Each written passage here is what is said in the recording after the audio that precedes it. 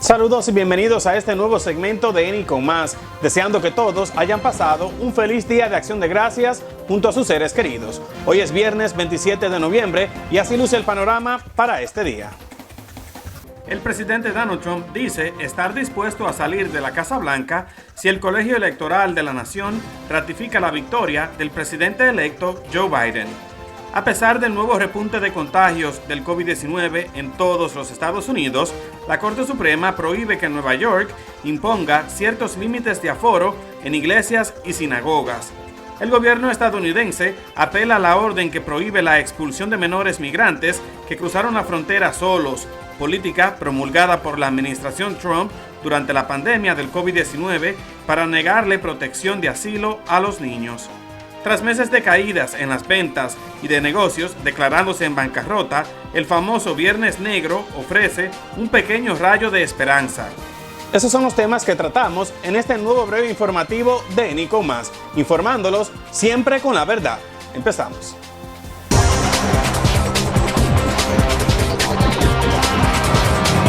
El presidente Donald Trump dijo que dejará la Casa Blanca si el colegio electoral formaliza la victoria del presidente electo Joe Biden, aunque insistió que esa decisión podría ser un error. El mandatario pasó el Día de Acción de Gracias reiterando las alegaciones sin fundamento de que su derrota electoral se debió a un fraude masivo y a funcionarios deshonestos en estados clave. Por primera vez desde el día de las elecciones, Trump respondió las preguntas de los periodistas, incluyendo si abandonaría la Casa Blanca, permitiendo una transición pacífica en enero. El presidente respondió que lo haría, pero insistió que muchas cosas podrían ocurrir y alterar los resultados antes de que tenga que entregar el poder. Trump también repitió sus quejas y criticó a funcionarios electorales de Georgia y Pensilvania, estados clave que ayudaron a Biden a ganar los comicios. It's going to be a very hard thing to concede because we know there was massive fraud. Sir, just to be clear, if the Electoral College votes for Joe Biden, will you concede? Well, if they do, they made a mistake because this election was a fraud. Just so you understand, this election was a fraud. I mean, they have Biden beating Obama on Obama's vote in areas that mattered in terms of the election, in swing states. And yet he's losing to Obama all over the place. But he's beating Obama in swing states, which are the states that mattered for purposes of the election. So, no, I can't say that at all. I think it's a possibility. They're trying to, look, between you people, don't talk to me that way. You're just a lightweight. Don't talk to me that way. I'm the president of the United States. Don't ever talk to the president that way. All right, I'm going to go with another question. Go ahead. So if the Electoral College does elect President-elect Joe Biden, are you not going to leave this building? Just so you, certainly I will. Certainly I will. And you know that. Aún así, no hay evidencia de la clase de fraude generalizado que Trump ha estado alegando. Tanto él como su equipo legal han trabajado para poner en duda la integridad de las elecciones y están tratando de revocar la voluntad de los electores en una violación sin precedentes de las normas democráticas. El gobierno federal ya autorizó a que comience la transición formal al nuevo gobierno de Biden. Sin embargo, Trump indicó que el jueves podría no ser su último día de Acción de Gracias en la Casa Blanca e insistió que hubo fraude electoral, a pesar de que las autoridades estatales y observadores internacionales han dicho que no existen pruebas de ello. Líderes republicanos han cerrado filas con Trump y sus acusaciones, las cuales no han podido ser comprobadas. El equipo de campaña del mandatario ha fracasado repetidas veces en los tribunales. El presidente Trump señaló que viajará a Georgia para unos mítines políticos con sus simpatizantes antes de 2 segundas vueltas de las elecciones para escaños del Senado que determinarán qué partido controlará la Cámara Alta.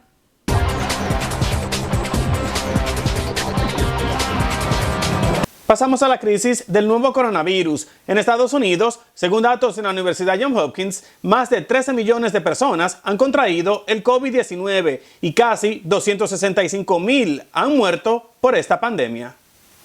y a pesar del nuevo repunte de casos confirmados en todo el país que han causado la imposición de estrictas restricciones, la Corte Suprema de la Nación prohibió el miércoles en la noche que Nueva York imponga ciertos límites de aforo en iglesias y sinagogas ubicadas en zonas designadas como muy afectadas por el coronavirus. En una decisión de 5-4, con la nueva magistrada Amy Coney Barrett en la mayoría en su primera votación discernible públicamente en la Corte, el máximo tribunal de Estados Unidos se puso del lado de la diócesis católica de Brooklyn y de las sinagogas judías ortodoxas que demandaron al gobernador Andrew Cuomo por imponer los límites en áreas consideradas zonas rojas y anaranjadas de contagio, donde el Estado había limitado la asistencia a casas de culto a 10 y 25 personas respectivamente. We were the epicenter at the beginning of this. Now we're the best. From the worst, we became the best. And because of the restrictions and the way people followed them. Subsequently, with the idea of St. Bartholomew, for example, it doesn't mean they got sick in church. It means they got sick. It doesn't mean they got sick in church. And that's why our rules were very restrictive. In fact, I closed the churches down 10 days before the governor asked us to close them, because I knew we did not know what we were dealing with. El fallo llevaría a Nueva York a reevaluar sus restricciones sobre los lugares de culto en zonas consideradas de alto riesgo de contagio. Los jueces actuaron con carácter de emergencia, prohibiendo temporalmente que Nueva York imponga las restricciones a estos grupos mientras las demandas continúen. Y en una opinión no firmada, el tribunal dijo literalmente que los magistrados no son expertos en salud pública y que en una pandemia la Constitución no puede ser abandonada y olvidada. El tribunal apuntó que las restricciones en cuestión, al impedir que muchos asistan a servicios religiosos, golpean el corazón mismo de la garantía de libertad religiosa establecido por la primera enmienda de la Constitución. El dictamen señaló que en las zonas rojas, mientras que una sinagoga o una iglesia no puede admitir a más de 10 personas, los negocios considerados esenciales, desde tiendas de alimentos hasta tiendas de mascotas, pueden permanecer abiertos sin límites de capacidad, y en las zonas naranjas, mientras que las sinagogas e iglesias tienen un límite de 25 personas, incluso los negocios no esenciales pueden decidir por sí mismos cuántas personas admitir. Los tres jueces liberales y el presidente del Tribunal Máximo, John Roberts, discreparon. Roberts explicó su desacuerdo, escribiendo que no había necesidad de que la Corte se pronunciara. Escribió que, cito, ninguno de los centros religiosos identificados en las solicitudes está ahora sujeto a restricciones numéricas fijas y que los límites de 10 y 25 personas de Nueva York parecen excesivamente restrictivos. Roberts agregó que el gobernador podría restablecer las restricciones, pero también podría no hacerlo, y que es un asunto importante anular las determinaciones hechas por los funcionarios de salud pública en relación con lo que es necesario para la seguridad pública en medio de una pandemia mortal. Anteriormente, dos tribunales inferiores se pusieron del lado del estado de Nueva York al permitir que las restricciones se mantuvieran. Nueva York argumenta que las reuniones religiosas se tratan de manera menos restrictivas que las reuniones seculares, que conllevan el mismo riesgo de infección como los conciertos y las representaciones teatrales. Al reaccionar a la noticia, el gobernador Cuomo dijo al canal PIX-11 que la acción del tribunal no ha cambiado nada y la calificó de, cito, irrelevante desde el punto de vista práctico. Continuamos con el importante tema de la inmigración. El gobierno federal apeló la decisión de un juez que prohíbe la expulsión de menores migrantes que cruzaron solos la frontera, una política promulgada por el gobierno del presidente Donald Trump durante la pandemia del nuevo coronavirus para negarle protección de asilo a los niños. Anteriormente, el juez Emmett Sullivan emitió una orden judicial preliminar solicitada por defensores de los inmigrantes que prohibía la expulsión de menores migrantes no acompañados con base en las leyes de salud pública. Pero el Departamento de Justicia presentó una apelación ante la Corte de Apelaciones para el Circuito del Distrito de Columbia y pidió al magistrado Sullivan que decrete la suspensión de su orden pendiente de recurso, una solicitud que le fue denegada antes. Desde marzo, agentes fronterizos han expulsado a 200,000 migrantes adultos y menores, citando como motivo la pandemia del COVID-19 y la necesidad de controlar la propagación del virus. La orden de Sullivan solo afectaba a los niños que cruzaron la frontera sin un padre, no a los adultos ni a las familias. Al menos 8,800 menores no acompañados han sido expulsados sin ocasión de solicitar asilo o hablar con un abogado, y la mayoría fueron sacados del país en cuestión de horas o días, aunque durante semanas el gobierno de Trump detuvo a cientos de migrantes por días o semanas en hoteles cerca de la frontera con México hasta que otro juez prohibió esa práctica. En su recurso de apelación, el Departamento de Justicia citó la propagación del coronavirus en las comunidades fronterizas de Arizona y Texas. Advirtió que la orden de Sullivan, cito, podría tener un impacto irreversible en la salud pública al saturar la capacidad hospitalaria y obligar al gobierno a niños y adolescentes potencialmente infectados por los aeropuertos. La agencia de noticias AP informó el 3 de octubre que altos funcionarios de los Centros para el Control y Prevención de las Enfermedades, CDC por sus siglas en inglés, se resistieron a emitir una declaración de emergencia que permitía la expulsión de migrantes en base a la salud pública, pero que el vicepresidente Mike Pence ordenó a la agencia seguir con este pedido.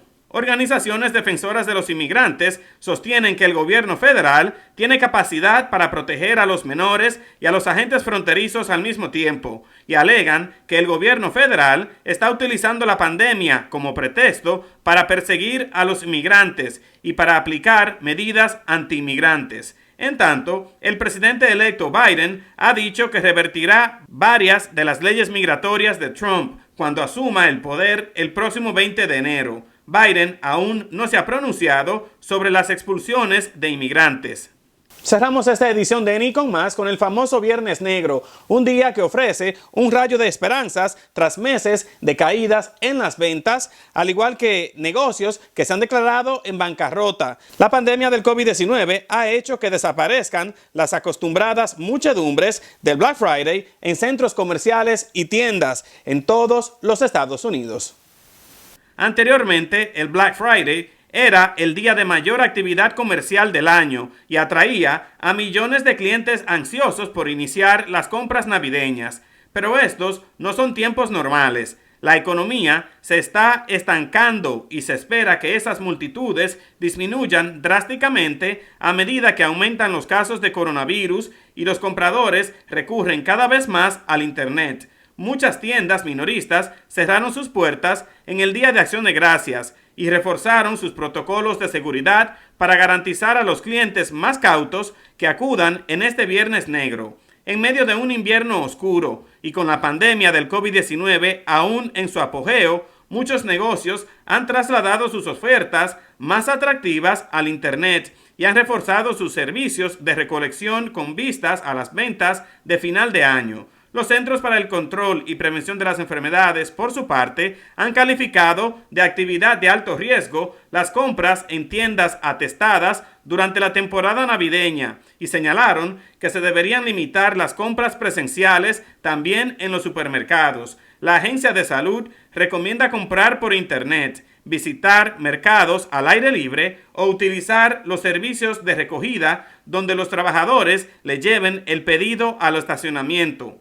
A pesar de la crisis sanitaria, informes indican que hay motivos para la esperanza. Los minoristas han logrado convencer a los compradores para que gasten antes del Black Friday, promocionando grandes descuentos desde mediados de octubre. La Federación Nacional de Minoristas, que lidera los pequeños negocios que más aportan a la economía de la nación y a nuestras comunidades, han mostrado tener una visión optimista y prevé que las ventas en noviembre y diciembre suban entre un 3.6 y 5.2% con respecto a 2019, frente al aumento del 4% registrado el año pasado. Las ventas navideñas se han incrementado un promedio de 3.5% en los 5 últimos años. Expertos dicen que las ventas por Internet generarán una mayor ganancia y según la firma analítica, el Black Friday generará $10,000 millones en ventas por Internet,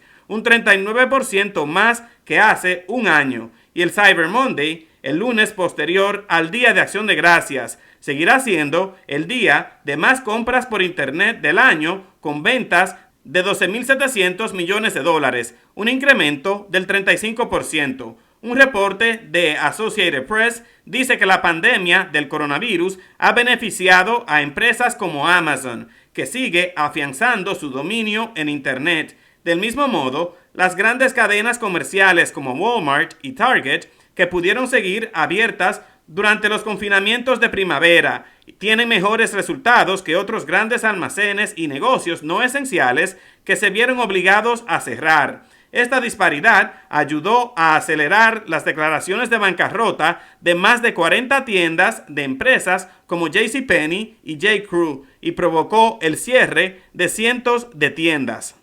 Así terminamos esta nueva edición de Nico Más, agradeciéndoles su tiempo y su confianza, invitándolos a que me sigan en todas las redes sociales. No se olviden de inscribirse a este canal de YouTube, de darle like a este video y de compartirlo. Deseándoles a todos muy buenas noches, muy buen fin de semana. Más noticias, el lunes los espera en Nico Más. Hasta la próxima.